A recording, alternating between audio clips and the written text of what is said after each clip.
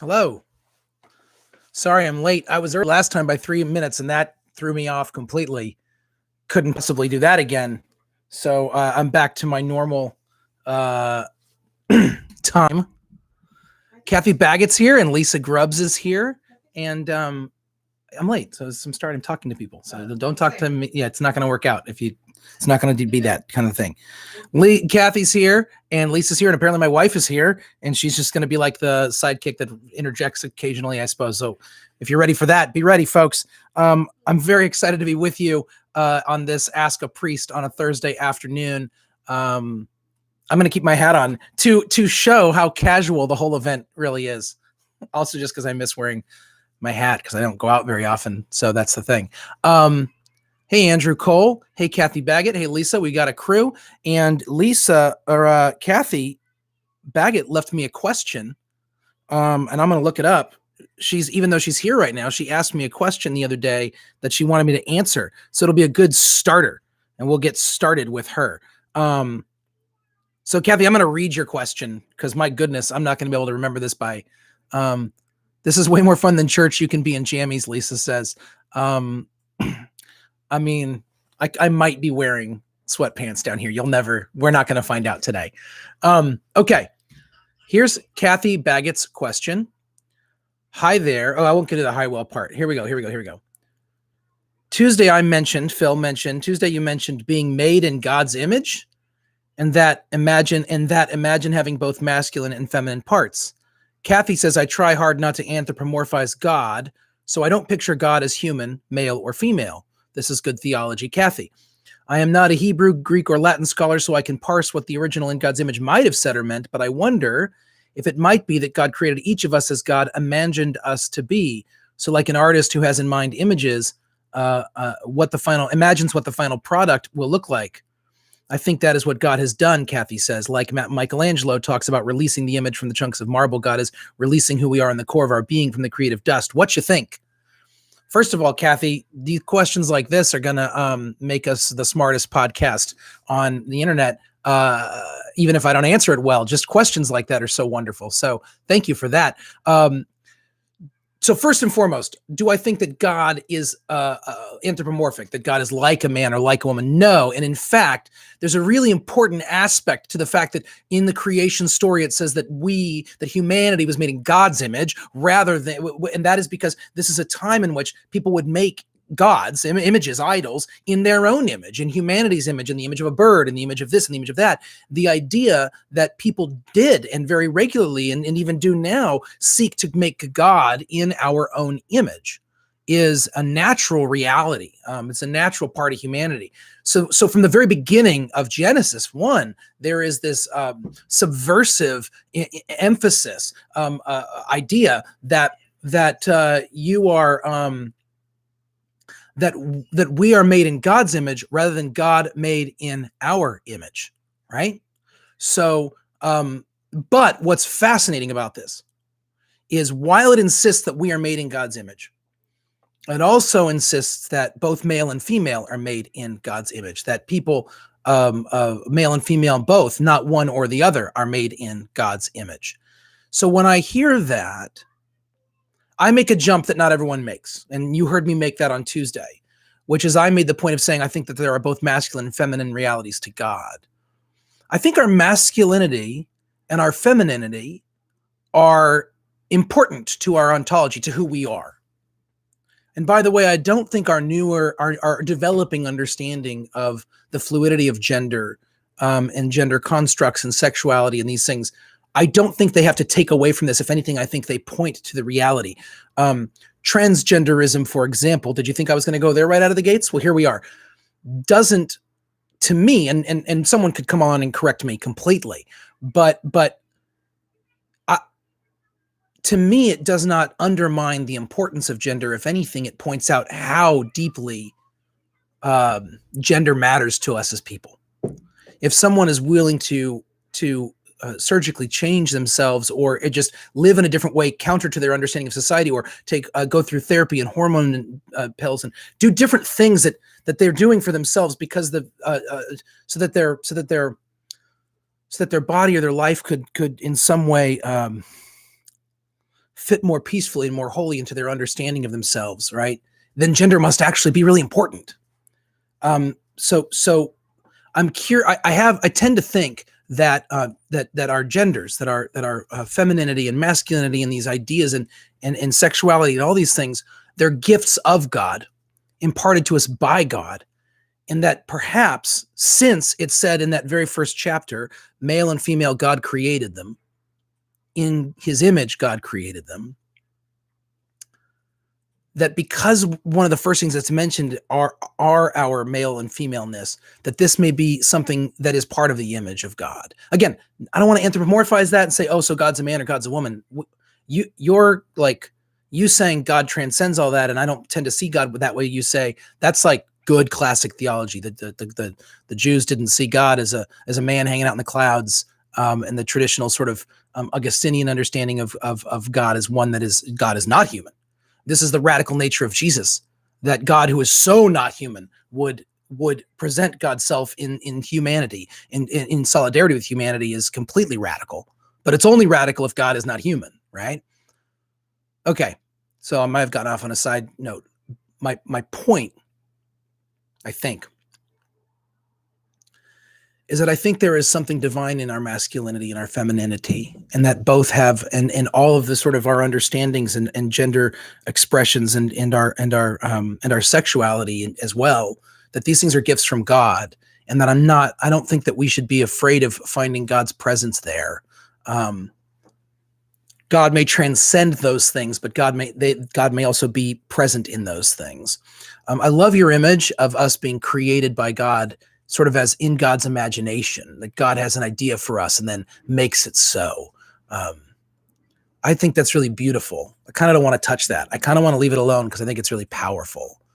But I don't think that in God's image means that God has a nose necessarily, or ears or something like that, or that God is engendered like a male or like a female, the way that we think of those things. So like this, I think there must be something kind of bigger and more magnificent about it.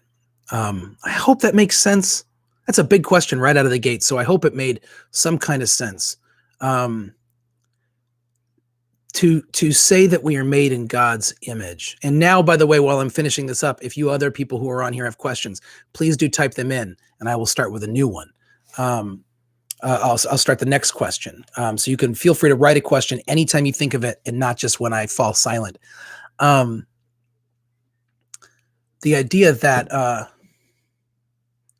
that we are made in God's image is it sets the orientation of humanity in God rather than God in humanity.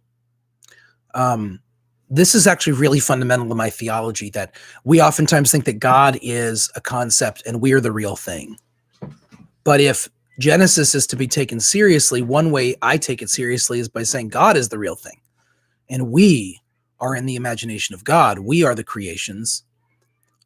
We are not, God is not a concept. I'm a big fan of the Beatles and John Lennon, for better and for worse. And he's got the song God, and he says, God is a concept by which we measure our pain, which is a really powerful statement that I totally disagree with. But it's a really hardcore, stark sort of like deal with this idea that God is a concept. And that's a really powerful modernist notion that we have to work with. I disagree with it, but I have to wrestle with it. That what do we project onto God, including our own genders and sexualities and all those other things in our image as we understand it onto God? How do we make God a measuring stick for our pain or our growth or our joy or our sadness? When in reality, the biblical witness is that God sets the standard for all reality, right? Including yours and mine. That we are, when God speaks, which is the word of God, right? That's Jesus. When God speaks, when the word of God occurs, creation happens. So we come from the mind and the heart of God. That's where we are alive, most fully alive. So when you think about that as Christians, when you think about what it means to be, and we use the language in the church, we base our language in Paul, and we talk about being the body of Christ. So that embodiment, the way that we live, is an embodiment of God's presence in the world. And again, if we're not careful, we can make that about us and just project whatever we want onto God. So we have to be careful, right? I've being part of the Episcopal Church, I see sometimes the church make all sorts of decisions and then go, I see the Holy Spirit in that. And sometimes the Holy Spirit is just a language that we co-opt to do the things that we feel like are right. And that can be really dangerous. So we want to be careful how we understand our own embodiment of Christ. But that we are meant to embody Christ, that we are participating with God in the reconciliation of the world in our action as the church, and meant to be the hands and feet and breath and words and love of God in Jesus Christ in the world. It takes us right back to Genesis. It takes us right back to that first moment when we are spoken into creation as part of God, right? So, Lisa's coming at me. God as artist, you'd like. When you said I was confirmed in 8th grade, I remember it being a very big deal as it was the first time we were allowed to take communion. Historical comments. So are you asking, Lisa, about, there's more. Here we go. Historical comments about why this has changed to open communion for anyone who desires to participate, pros, cons. Is there much diversity among clergy on this practice? Great question. It's a really good question for me because I'm all over the map on it, and you're going to try to nail me down, which is really, really probably shouldn't be recorded. But here we go. Officially, the canons of our Episcopal Church state that communion is something that is meant for baptized people, and so let's start there. That the tradition of the church would be that baptism is meant for people, that communion is meant for the baptized Christian. The movement within the Episcopal Church towards giving people who are unbaptized communion is really very, very recent and very, very distinct from most other traditions that I can think of. I grew up in a tradition in which you did have to take a communion class. You either could start once you were confirmed, or you could take an early communion class a couple years before that. But you unquestionably not only had to be baptized, but had to be a member of that denomination. In the Lutheran Church Missouri Synod, in which I grew up, you're not supposed to take communion there unless you are a member of the Lutheran Church Missouri Synod, and that you go regularly, a regularly attending member. This is very similar, of course, to the Roman Catholic tradition, and also to the Eastern Orthodox tradition. The idea that you would take communion if you belonged to that understanding of church. So when the Episcopal Church made the move towards saying all baptized people can take communion in this church, and it doesn't matter if you're Episcopalian or Methodist or Presbyterian or anything else, that, by the way, was a huge movement. But forget about, before we even talk about people who aren't baptized, the movement towards allowing anyone who's baptized to take communion. I'm not sure exactly when that was. I know that's solidified. My understanding is that's solidified in the 79 prayer book. Someone smarter than me could tell you it may have happened before then.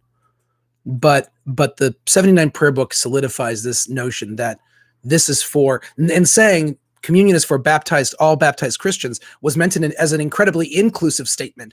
And oftentimes now it's being heard as an exclusive statement. If you're not baptized, don't take communion is the flip side of that. And that's a really tricky thing because we have a desire to be kind to people who show up. I have been back and forth on this issue myself on how I feel about communion without baptism. I'll tell you where I end up, which is that if someone walks up to me and puts their hands out during communion, their empty hands, seeking to receive communion, when I have stated specifically in our bulletin and in our catechism, and it's stated in our bulletin, and I have said the words of institution and the words in the Eucharistic prayer, and I hold up the piece of bread and say, "This is the body of Christ." And it says in our baptism, it says in our bulletin that the Episcopal Church believes that the body and blood of Christ are verily present in communion. If someone walks up to me and puts their hands out with that understanding, and I will give them communion because I believe that Jesus Christ is truly present, and I'm not Like genuinely, and this may sound flip, or it might sound sort of like a kind of an easy answer, but it doesn't feel easy to me at all. I'm going to have to face Jesus one day, and I'm not going to face Jesus and say, there were people who wanted you and I refused you to them. It's not going to do it. Now, that being said, I find some issue with our sort of blithe treatment of communion without baptism as a moral imperative, that we shouldn't create this boundary that has existed throughout the history of the church, to the degree that in the first centuries of Christianity, if you weren't baptized, you would be there for the first half of the service and you'd have to leave before the second half. I mean, this is not new. This is old. And this is before the church was a people empowered. This is when the people were a disenfranchised people. This is before the Constantinian sort of influence. And so this isn't about status quo. There is a very strong sense from early on in Christianity that the Eucharist is the spiritual food of Jesus Christ for the baptized in relationship with God. It's a community meal shared together as we are nourished to embody Jesus in the world. So I feel pretty like I'm moving towards like that makes sense, and that's like why do we just sort of throw that to the wind? So we want to be careful about that. I think I would prefer, and at Redeemer's stance before I got there, and hasn't changed because it's not been a ditch that I've been ready to die in. I'm not really sure how to die in it, I guess.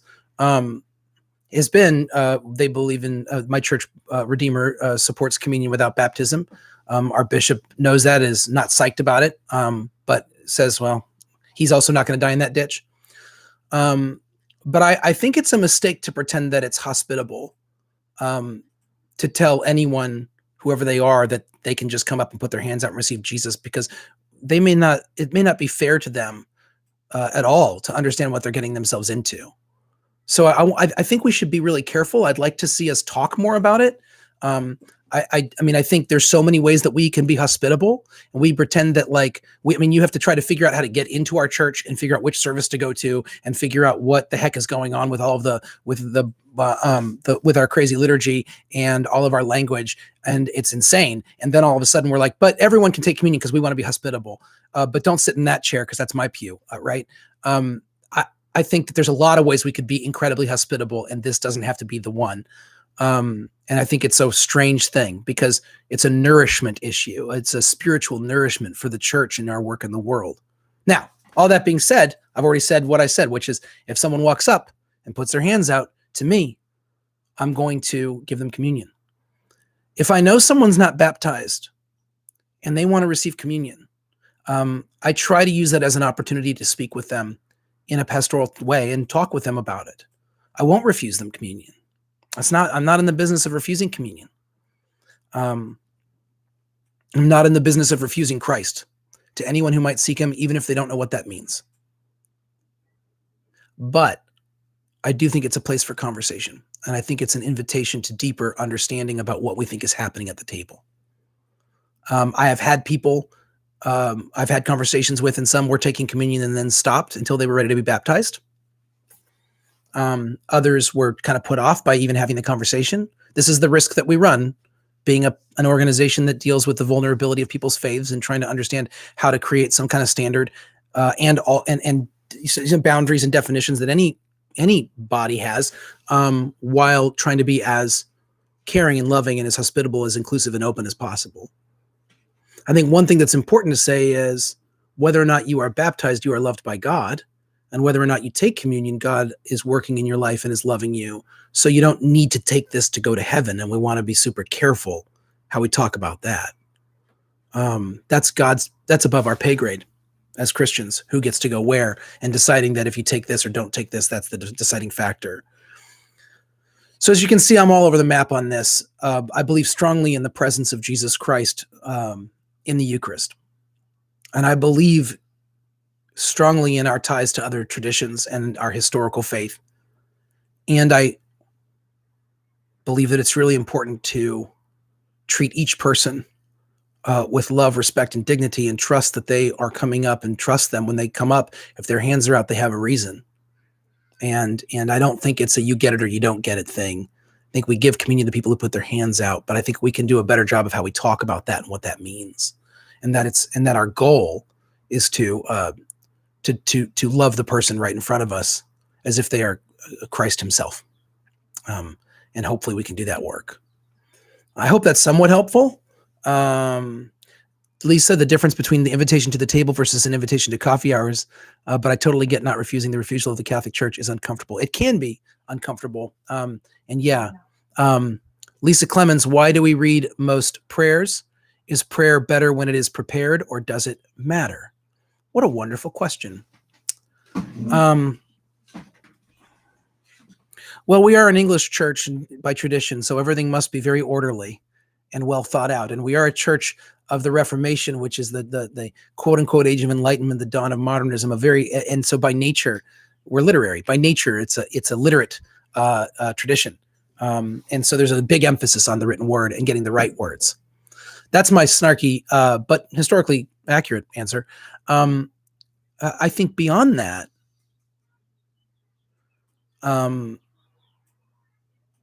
so if you listen to music, there is something really powerful about improvised music, not being sure where it will go, but letting that the muse guide you, and hearing something that's inspired, a guitar solo or a jazz concert or something, or I'm a big bluegrass fan, and they'll go off in all these places.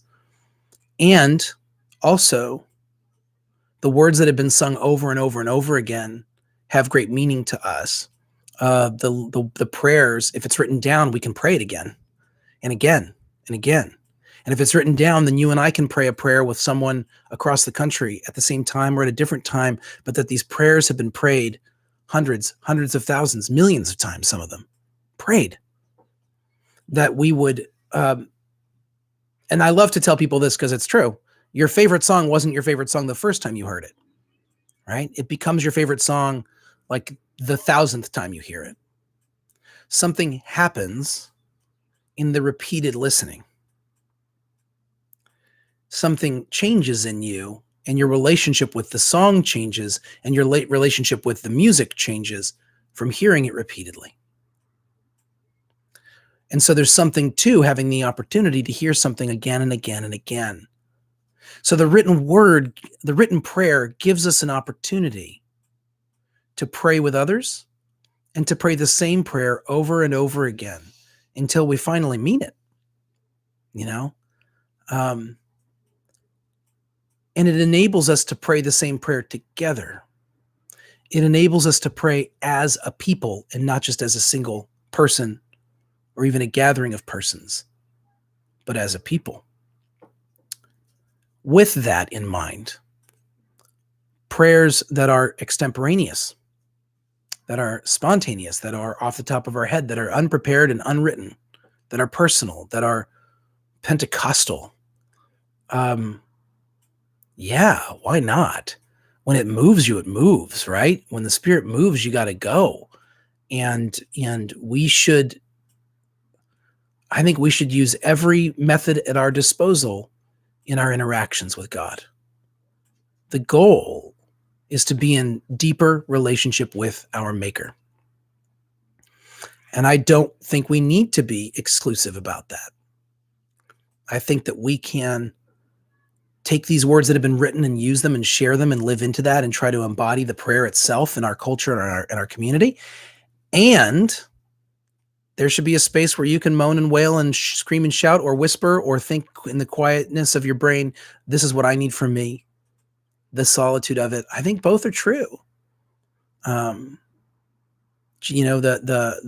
bluegrass band will play Man of Constant Sorrow, and you and I know the tune and we know the words and we love it.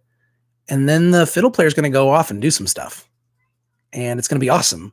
And both are true. And then he'll bring it back and then we'll hear those lyrics again in that tune we know. So I think there is a really important place for that prepared, repeated, rote prayer. And then there's a really, really powerful place as well for just talking, or shouting or singing, whatever comes out, because you need to be heard. So I hope that's helpful to you. I don't have any other questions listed right now, so I'm going to take a break right now.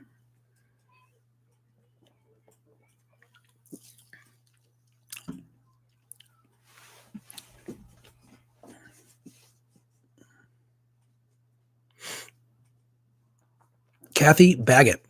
Sometimes your life situation doesn't allow you to authentically say a prayer, but it is comforting that others are praying it in faith. For those of you who can't read that, maybe everybody can see it or will be able to on the recording. I don't know how that works. I want to repeat what Kathy says. Sometimes your life situation doesn't allow you to authentically say a prayer, but it is comforting that others are praying it in faith. Yeah, we got to hold each other up, right? You know what you made me think of, Kathy, is, that misquote, God won't give you anything that you can't bear. And we all know that's not true, right? However, if we were attentive to our Greek translation, if we were attentive to our Greek, we would see that Paul is using the second person plural. And he says, God won't give y'all anything more than y'all can bear. Because Paul, and some people think that because I'm from California, I shouldn't say y'all, but I took it on a long time ago, and I'm not going to give it up because it's too biblically accurate, and I'm a Bible nerd, and I need a way to express the second person plural. And just saying you doesn't make the point. It actually obscures the point. Paul speaks in the second person plural almost exclusively. Almost exclusively, Paul speaks in second person plural to his churches, to the people. And he says, God won't give y'all anything more than y'all can bear, which is to say that any single one of you maybe can't bear it at all, can't authentically say a certain prayer, can't believe. And we talked about that last time we talked about the question about how do I participate when I'm in a spiritual crisis, or the idea of this Nicene Creed as a we instead of an I. When the body can care for each other, then not everybody can, then not everyone has to be performing at 100% all the time. I mean, this is the thing about being in a family, right? We can all have our breakdowns. We just don't want to have them all at the same time, right? But we should be able to, each one of us, take a rest or fall apart, and the others in the group can handle it and carry it. And so likewise, the idea that there's a prayer present that is a prayer of the community. And I don't know if I can say it today, or I don't know if I feel it today, but the community's feeling it. This is a good thing. That I don't know what I'm doing with God today, but the community stands in that space, sharing the relationship with God, is actually really important. I believe very much in a personal relationship with God. I believe that personal relationship is borne out corporately so much more than we are willing to acknowledge. That you have a personal experience of spirituality, but one of the primary ways in which you experience that personal thing is in corporate relationship, is in a body, is in a people, is in interactions, is in the y'all. One of my mentors, Jimmy, always says, you cannot practice Christianity all by yourself. And I know that there are people who would disagree with me on that and with him. But the idea being that you could just walk around all by yourself, believing just perfectly, good for you. Christianity requires us to experience each other and find it in each other. And so the idea that the prayer would be a prayer that we all share would be a place for us to see that. John Calhoun's question. Hey, by the way, hey, John, how you doing, buddy? I was just thinking about you yesterday. I miss you. That's all. I mean, nothing big, nothing too profound, just that I miss you. Oh, we were going to go to a concert. That's what I was thinking about. And now we're not gonna, or maybe we'll go later, but super sad. So I just bummed you out. But here's your question. Where or how does the Episcopal Church sit with purity culture? And he put purity culture in quotations when compared to other denominations. I mean, compared to other denominations, we're practically libertine. We're pretty loosey goosey with the purity culture. Genuinely, like that's how it's lived out in the Episcopal Church. What's really fascinating, John, is this is going to come off probably a little. I got to be careful how I say this, but I'm just going to say it. So what's really fascinating is that in the last 15 years, or more. Well, it's been a lot of years, but really in the last 15 years, um, the Episcopal Church's work in terms of its positions on equality of LGBTQ persons in the church. It's been very public. People have seen that we've made a stand and it's been not unanimous, and there have been fractures, and has been pain, and there has been all sorts of tension around this and struggling. But one of the things that came up out of that was not just that the Episcopal Church didn't really have a strong and clear and defined sexual ethic as a church, that we're all over the map on that. Now, here's the thing. As a culture, as an Episcopal Church culture, we are all over the map. We have people all over the map. We have people who believe you should not have sex before you're married. We have people who absolutely don't think that and think that's an issue. Don't think that's an issue. We have them on every level of authority and leadership in the church that are all over the map on that. And so we don't have hard and fast rules in our catechism about sex. We have a catechism, we have an outline of faith, and sex isn't in there. And we tend, as you know, in our experiencing, we are a church that seeks to create a space with that allows for diversity of belief, which means we're not going to be clear cut as a body in certain places. It is really frustrating, side note, for some of my friends who are pro-life. They would like to see our church be openly and emphatically and clearly pro-life in terms of the abortion issue. And these terms, pro-life and pro-choice, by the way, are they're poorly termed, but they're the ones we're used to using. And then we have I have many Episcopal friends who are pro-choice and would like to see the Episcopal Church be very clearly and adamantly and unquestionably pro-choice. And the reality is that we do have a church that has people who are all across the map on that. If you look at the language we have around communion, let's take it away from sex for a second. If you look at the language we have around communion, we believe that Christ, as I said, is present, uniquely present in communion. In the body and in the bread and wine, the body and blood of Christ are uniquely, mystically, spiritually present. And yet we have people who believe in transubstantiation, who believe in consubstantiation, who believe in neither of those things, and they believe in some sort of like hoopsie doopsie, just sort of like it's there in the room, in the feel. I sounded like I was making fun of that. I didn't mean to. There's so different. My point is, you get what I'm saying. So long as you recognize the presence of Christ in this meal, then you fit within the sort of Episcopal Church orthodoxy. And then within that, there is room for us to think different things about it, right? Purity culture, as I understand it, Lisa Grubbs, is kind of what you just said, like purity rings for girls, like celibacy vows, like a sense that you've got to keep yourself pure for marriage. And I grew up in a culture like that as well. So the Episcopal Church doesn't generally fit in that category, at least not as a body. I would say anecdotally, yeah, Lisa says no rings for boys though. Yeah, well, I mean, we're a patriarchy. Come on, duh. No, I mean, it's true, right? I mean, this is the patriarchal problem, is what purity culture, the extra weight it places on females and the double standards that are created in purity culture are absurd. And even if we pretend that it's supposed to be the same for boys as girls, it's never treated that way in those cultures, ever, ever, ever. So the Episcopal Church tries to create a space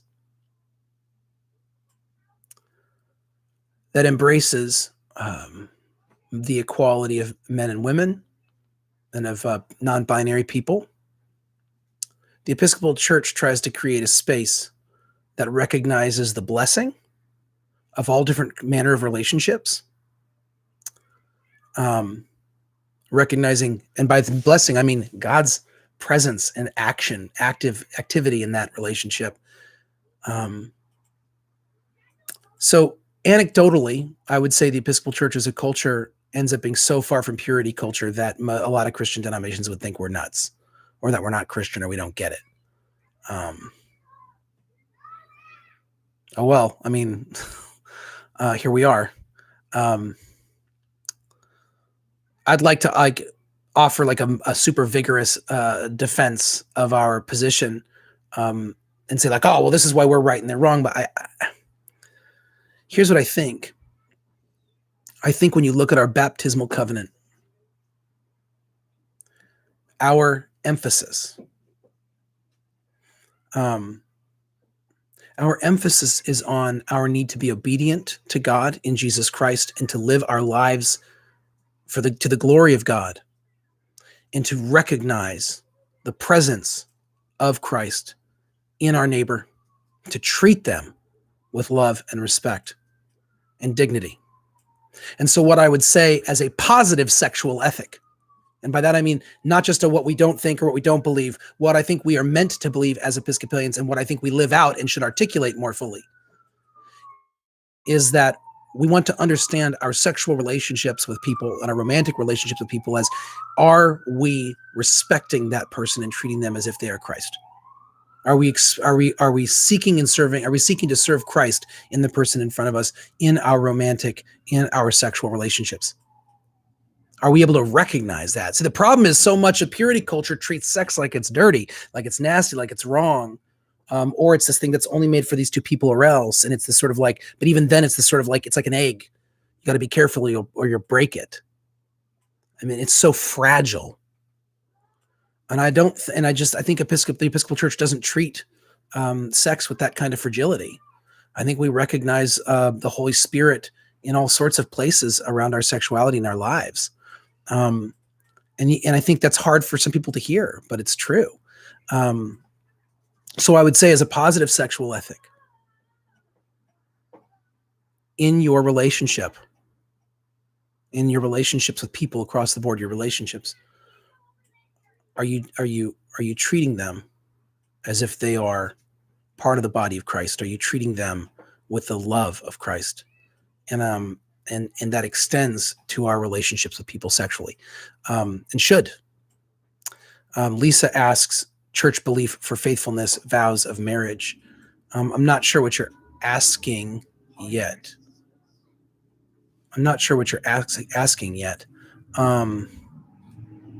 Church belief for faithfulness, vows of marriage.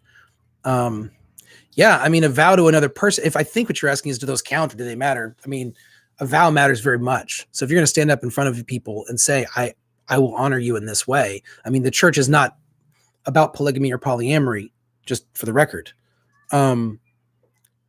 We make commitments to people, and we're meant to hold that commitment. And the language of marriage is a language that is so often tied, compared to the relationship between God and Israel in our scriptures, or Jesus and the church. And God demands fidelity. So fidelity is important. Faithfulness is hugely important in the Christian sexual ethic. Cheating is not good. It's not okay. A denial of vows or a refusal to be faithful to one person is not okay. And so we are meant, our relationships with others are meant to be ways that we live into the grace that God has for us, ways that we live into the work that God is doing in our lives. And God presents God's self in scriptures as faithful to us in monogamous relationship, and our relationships with one another are the romantic, the sexual, the marital relationships in which we engage are meant to reflect that, I believe. And that, I think, is something that the Episcopal Church can be pretty in line with any other Christian denomination about. Hey, Andrew, thanks for stopping by. We miss you, and we will do this again. I haven't decided if we'll keep doing it twice a week or if we'll do it once a week. But we will keep doing it, and we'd love to have you back. Lisa Clemens says, I like that sex never seemed like for the purpose of creating children only. I know my sister's Catholic wedding had to commit to trying to have kids or take on any children they were given. Yeah. In the Episcopal Church, even in our marital language, the suggestion is if that the procreation of children is one of the aspects of marriage that matters should it happen. And if it happens, that the responsibility would be to raise those children into the nurture and love of the Lord. And that's important. That when children are mentioned, they are mentioned as our in terms of our in the marriage liturgy. They are mentioned in terms of what we are meant to how we are meant to bring them into the body of faith, right? But absolutely, sex and marriage are not just only for having children, and with Episcopal churches, I mean, at least not as long as I've only been an Episcopalian for 17 years, but it's very possible so I don't know how long we've been like this, but at least since I've been a part of the Episcopal Church, sex was not exclusively for procreation, and obviously we have no issues with not only. I mean, we have no issues with what's that word? You know, the thing. No, that's not what I was going to say. No. Preventative measures, right? So, all right. The Episcopal Church often has the reputation for having so few boundaries. Yes, Lisa, you got it. Birth control, that was the word. The Episcopal Church often has a reputation for having so few boundaries compared to most other churches. There is little talk about sin. Oh, man, I agree. I totally wish we would talk about sin more. And by the way, every time I talk about sin in a sermon or the devil in a sermon, more people walk up to me and are like, oh my gosh, that was great. It's like people want to hear about it. I wish we'd talk about sin more. How we talk about sin is important to me. But that we talk about it. I mean, actually, I think it matters tremendously. You've probably seen this thing online that went around that said, we were taught growing up that talking about politics and religion was impolite, and so now we're a culture that has no idea how to talk about politics and religion. Maybe we should have been taught from the beginning to talk about politics and religion all the time, and then we'd have an actual better feel for it.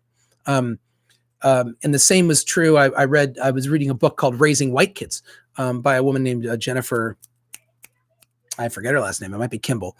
But she writes this book, and she talks about the fact that white kids are raised never talking about race. And so they have no idea how to talk about race, whereas people of color talk about their race all the time. And so they actually have a language and a way and an understanding of an ease of language. That's Jennifer Harvey. So I would say talking about sin is important so that we have a language for it and understanding, especially because our understanding of sin can be described in a way that I think would be really helpful for people. That sin is that which takes us out of love relationship, out of right relationship with God and God's creation. So sin is not just a list of things that we did wrong. Sin is when we participate with evil forces that seek to destroy the creatures of God. And so understanding sin, and I had a teacher who said sin is not when you kick the dog, sin is the thing inside of you that makes you want to kick the dog. So there's the individual action of a sin, a sinful act, but it's what's going on that draws you into that. And that's sin. That's the stuff that draws you out of appropriate love relationship with God and neighbor. We should talk about those things. We should talk about the things that draw us out of appropriate love relationship, because we were born from love and we were born for love. It's why we exist. We exist to receive and to give love. And sin seeks to destroy that. So we should talk about it. We should understand it, and we should understand the part that it plays in our lives, because talking about sin is not meant to put us into places of shame. I think a lot of Episcopalians are nervous because we think that if we talk about sin, we're going to be shamed, or we're going to be told that we suck, that we're terrible, that we're going to hell, or that even if we're not going to hell, it's just by sheer luck because God decided it was in a good mood that day. But that's not the testament that we have in our scriptures. That's not the story of sin that we have in our scriptures. Sin is something that enslaves us, and God in Jesus Christ is liberating us from sin. What a great thing. So we want to understand that from which we are being liberated. We want to understand what we're moving towards, and we want to have a better understanding of not specific actions and prohibitions that are bad, but those things that are sinful that draw us out of relationship. And I think that's a big difference in a way that we can have could have a real impact on the Christian world if we were able to talk more freely and more clearly about our understanding of sin. Joe Henning, any plans for small group social distanced gatherings during this strange time? A walk at Alt Park or some such? Joe, I think this is a phenomenal question.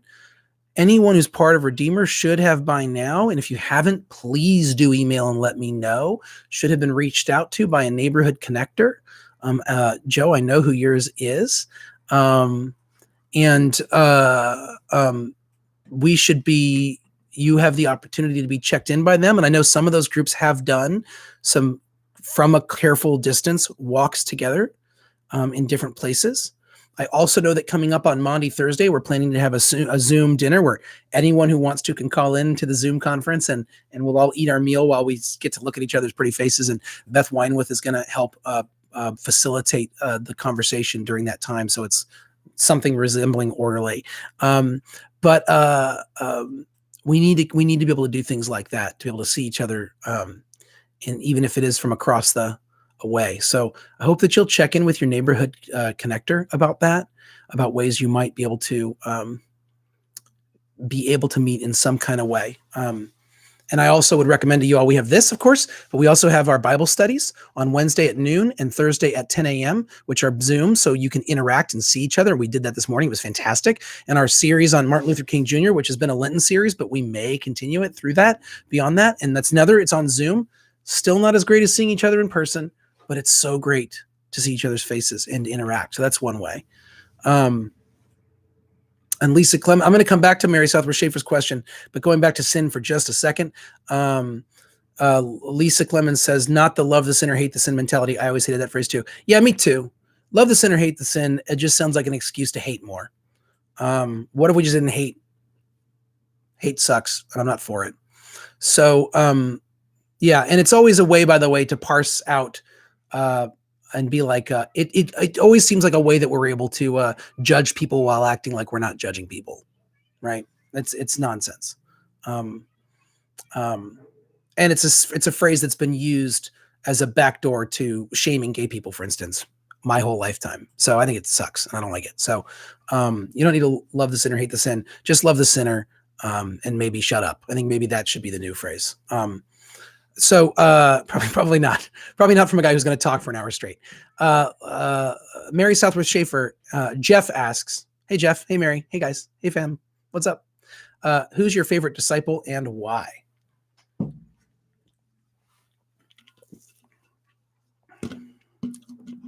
Is it Mary Magdalene? It might be Mary Magdalene. Her interaction with Jesus at the tomb, which I think we may be hearing from on Sunday. I'm not sure if we're going to hear next Sunday, Easter. In the Gospel according to John is amazing. She's the first person to witness the resurrection in that story, and the first person to spread the gospel. Which is pretty awesome. I really like that. I'm really partial to Thomas in John. He asks the questions that everyone's thinking, but no one will say. Thomas doesn't speak a lot, but whenever he does, it's right on. It's just so good. Thomas is, and this is mostly, and like I said, this is all in John's portrayal of them. We just heard the Lazarus story last week, and they're like, if we go back to Bethany where your friend Lazarus is, he's dead. And if we go back to Bethany, they're going to kill you there. And Jesus goes, well, we're going back. And Thomas just looks at the other disciples and says, well, then let's go die with him. Which is awesome, right? And then we know Thomas is the one who's like, wasn't around when all the other disciples got to see Jesus come back from the dead in John. And so when he does show up, he's like, well, unless I put my hands in his side and all that stuff. And they're like, and everyone goes, oh, doubting Thomas, which is nonsense. Everybody else got to see him personally, and they didn't have to believe it. When Thomas shows back up, when Jesus shows back up a week later and Thomas is there, and Jesus says, touch the marks, touch my side. Let's do this. Thomas is the first one to call. Thomas says, sees him. And I'm going to cry. I love it so much. He says, he says, proclaims my Lord and my God. He's the first person to call Jesus God. which is awesome. So great. So I love Thomas. Peter's rad, right? He gets it's so weird how we like to crap all over Peter. It's so weird. He must remind us the most of ourselves. Peter must remind us the most of ourselves. Why else would we be so mean to him? He's so all in, man. He's so all in until he's not. He wants to get it so bad. I love that. He is so all heart. Peter's going to jump in the water and try to run on the water to Jesus. Peter's going to strip naked so he can swim faster to get to Jesus and leave everything behind. Peter says, you could never wash my feet. And Jesus says, well, if I can't wash your feet, you can't enter the kingdom of heaven. He goes, then wash my whole body. That's Peter, right? Like, we laugh at it, but it's freaking awesome. As you can tell, I'm not going to give you a good answer because I like so many of them. The disciples are so great. I'm such a huge fan. By the way, James and John get to be disciples and brothers and hang out, and Jesus nicknames them.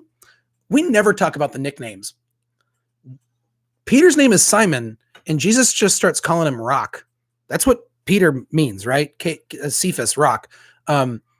Rocky. It's like he just names a guy Rocky. Jesus is your friend that gives people nicknames. How do you feel about Jesus now? Right? And he calls James and John the sons of thunder. That's what he calls them, the sons of thunder. So Peter, James, and John, his top three that he hangs with of the 12, he calls them Rocky and the Sons of Thunder. This is a phenomenal name for a rock band from the 70s, and I think that we should be capitalizing on this. So notice that Jesus is the nickname guy, but the Sons of Thunder and Rocky, and they called Thomas the twin, but I don't know who the other twin is. There's so many. I mean, it's just great. It's just the whole thing. So I'm a fan of Thomas. I'm a fan of Mary Magdalene. I'm a fan of Mary and Martha are great disciples and their interactions with Jesus and John. But Peter, I think I'm probably the most emotionally connected to Peter. Like, Peter makes me cry sometimes, like, genuinely, like I get teary-eyed thinking about Peter. And how much he loved Jesus. Do you know Peter was hung upside down on a cross? Because when they went to crucify him, he couldn't bear the idea of being killed the same way Jesus was. Like, he couldn't bear it. He was like, I don't deserve that. So he insisted that they hang him upside down because he didn't deserve to die the way Jesus died. That was what he was thinking. What do you do with that? Like, how do you not just and we make fun of that guy? No, Peter's amazing, right? So anyway, I love it. Mary says, thank goodness he didn't choose Bud, right? If he just called Peter Bud. What's up, Bud? All right. I think those are my questions. And it's 6 minutes till 5. We can always wrap early if there aren't other questions. I'll wait for a minute in case you have other things you want to think about, but we don't have to stay here for an hour. If, office hours are just that. If no one shows up, we can go.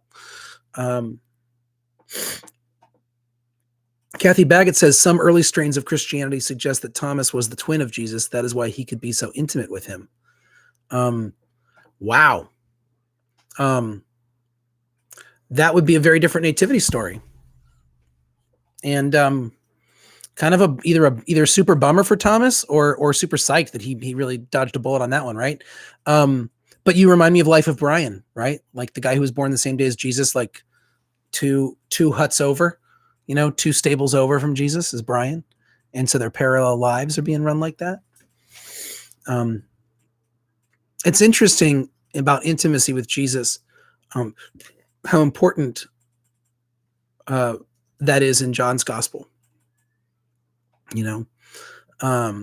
Yeah, it really messes with your theology. It's interesting how important intimacy is. The knowledge of Jesus, the belovedness of these people, and the vulnerability of their questions, the literal and figurative nakedness sometimes. The beloved disciple is mentioned in John, the one who Jesus loves. That language is so important. But the insistence on their life together, that they share life. I mean, this is a shared life.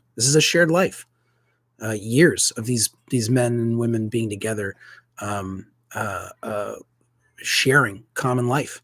And one of the first things that the church does, when you look at Acts, one of the first things that the church does to embody this reality of the resurrected Christ is by sharing life. It's the shared light living. It's community. This is why what we're doing right now is so important.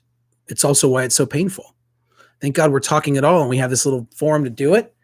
Thank God we're connected in some ways, and thank God we're smart enough to stay home and look out for others who then we get to save their lives. This is an act of God, but also it's super painful because we're meant to share life in very real and practical ways, and the not being able to share life the way we're used to is really, really difficult, right? So we will continue to be together. And we'll continue to share this time. I don't know if we'll do it once a week or twice a week. We'll see what we come up with. If you have any input on that, I'm up for it. If people are up for it, I'm always up for it. Joe, thank you for showing up. It's fun. I'll never run out of talk. We know that. Kathy, thank you. Lisa and Mary and Jeff and Andrew and John and Anna. Thank you all for being here. I actually don't know if Anna's here, but John's here. I assumed Anna was too. Because where are y'all going to go? So my love to you guys. We love you, miss you guys, and we'll do it again. I just recorded my sermon for Palm Sunday, so be sure to tune in on Sunday whenever you're able for Palm Sunday. You should be able to pick up palm crosses at the church tomorrow. I think there'll be notification about that if you want them. And we will have some wonderful opportunities for engagement during Holy Week throughout the week. And then we'll see you on Sunday for Palm Sunday. Kathy Baggett, I miss you, not getting to hang out with you at our meetings, monthly meetings, but we will be back at it soon. And I'll see you guys. Okay, I'm going to hang up. I'm doing that thing now, where you don't want to hang up with the person that you love. So you're just like, no, you hang up. No, you hang up. No, you. That's me right now. I'm going to hang up. All right. Bye, you guys.